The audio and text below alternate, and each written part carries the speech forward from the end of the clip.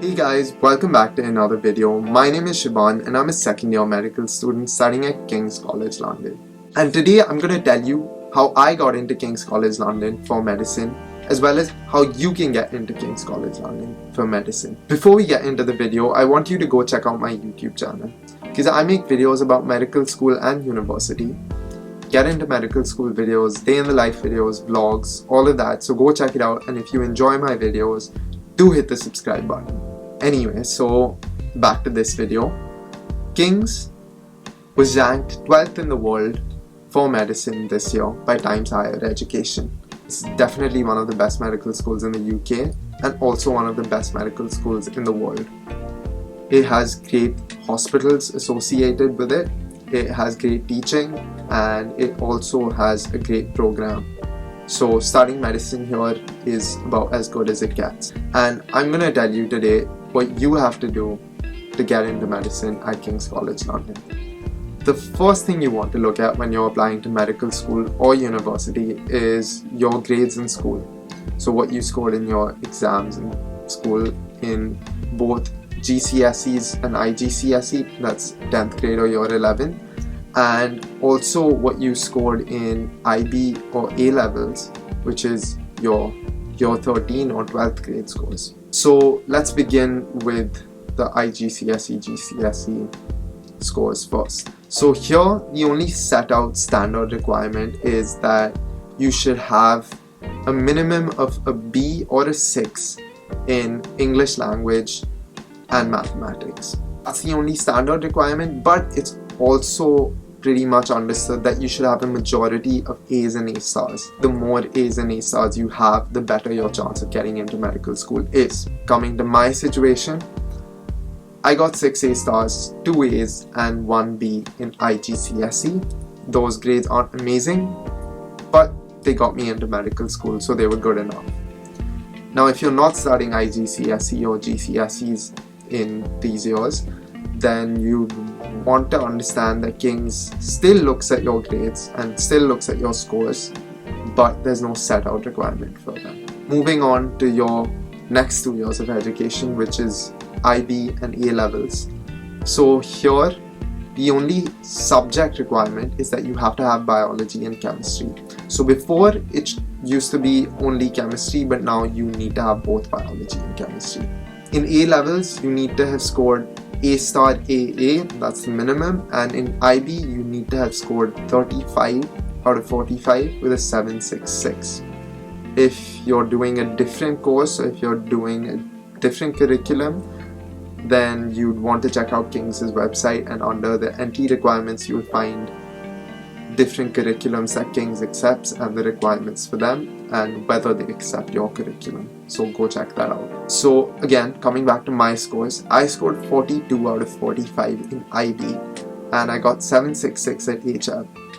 This was my achieved grade. My predicted grade that I applied with was slightly higher. It was 43 out of 45 with a 776 at HL. So having a few points above the minimum requirement is always really helpful because you're competing with a bunch of people who've applied, and if they've applied, they most probably met the minimum entry requirements. So if you have a slightly higher score, then your application becomes slightly more competitive. The next step after your school grades is the entrance exam. So the entrance exam that King's requires is the UCAT, or the University Clinical Aptitude Test.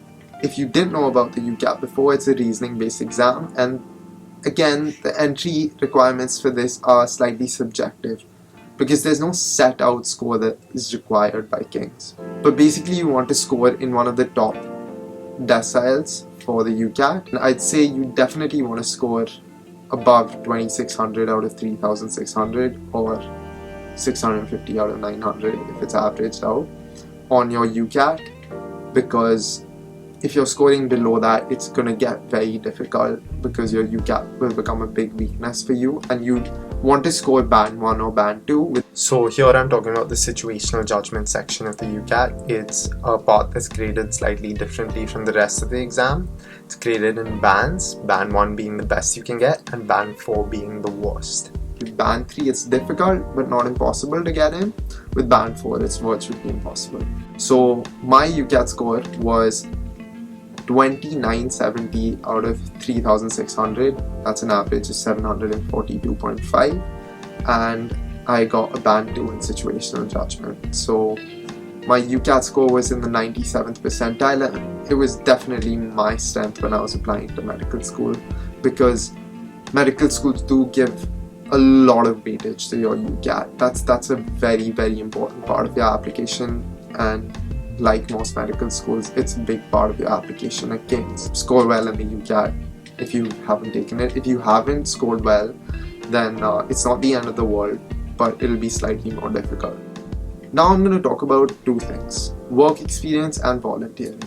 I had two sort of observerships for my work experience. One was shadowing a consultant cardiologist, and the second was going to a rural hospital and observing all aspects of care with many different professionals, seeing surgeries, being in clinics, seeing sort of labs in the hospital, all of that. So those two experiences really helped me, because with one I had that sort of continuity, seeing the same doctor every day and seeing how he sort of dealt with his patients and how that sort of progressed. And then I had another experience where I could sort of observe all the aspects of healthcare, and that gave me a lot to sort of speak about, a lot to write about, a lot to reflect on, because at the end of the day you're not ticking off your work experience like, oh look, I've done it. You know, you're basically doing it so you can speak about it and you can write about it to show that you've gone out of your way to learn about medicine and to learn about what it's like to be a doctor. Your volunteering is also important because you want to demonstrate that you're a caring and empathetic individual, which is again very important for medicine. What I did was, there was this project in school where a bunch of us students sort of organized teaching of extracurricular activities for underprivileged kids. So basically to help them focus on their development outside sort of academics, and allow them to have a good time after the sort of hectic, chaotic days that they had. Having good work experience and doing a good volunteering project will definitely make your application much stronger, because one, it'll teach you a lot about medicine, and two, it'll help you develop into a caring individual or allow you to demonstrate that you are one. And now we come to the personal statement. So the personal statement is an essay that you have to write when you're applying to any course in the UK, and it's extremely important for medicine because it's where you demonstrate all the skills that you need to have as a medical student or as a doctor. Because yeah, you've demonstrated your academic prowess through, you know, your grades and through your entrance exam, but this is your chance to show that you're a good communicator, you're empathetic, you're resilient, you have all these important qualities. So in your personal statement, you both want to talk about why medicine is a good fit for you, so why you want to study medicine, and why you would be a good fit for medicine. So what skills you have, what qualities you have that would make you a good medical student or a doctor. And then your personal statement, it should be concise and it should be evidence-based. So everything you say should be supported by examples. If you want to know more about writing a personal statement, go check out my video on my personal statement where I read through my entire essay with you. And if you watch that video, you'll basically be going through an essay that successfully got me into King's, and hopefully it'll help you out. So do go check that out. So you want to submit your personal statement with your UCAS application on October 15th, which is the deadline for applying to medical school in the UK. So the next step is getting an interview call from King's. If you get an interview call because they like your application, then you're going to be giving a multiple mini interview. Now what a multiple mini interview is a station-based interview. So at King's you'll have 7 different stations, and at each station you're assessed on a different topic or you're assessed on a different skill. Your stations can be, you know, a normal interview station which is like a question and answer thing, or it could be a practical station as well where you're assessed on a skill. So you'd want to prepare for everything that could possibly come in an MMI, and I'll leave some interview resources and some of my videos down below where I talk about MMIs, and check those out. Those will really help you with preparing. Basically, if you're really reflective on all of your skills, qualities, experiences, strengths, weaknesses, and you have a good sort of knowledge of medical topics and the different, information that you need to know, then you'll do well.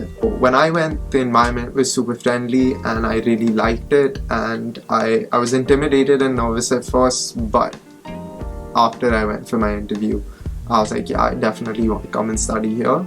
Just follow all those tips I said and communicate well. That's probably the most important thing when you're going for an interview, and that's what's going to make the difference. So I worked on my communication. I wasn't a great speaker, and that's something that really helped me. And yeah, once you've given your interviews, then the next thing you have to do is wait to see if you get an offer. And if you do get an offer, that's great. I still remember that I got my offer on the 13th of March, and that was like one of the best days of my life. I was like so happy, so elated. And then you have to focus on meeting your offer. If you got a conditional offer, if your offer is unconditional, you're done, you're in, you have nothing to worry about.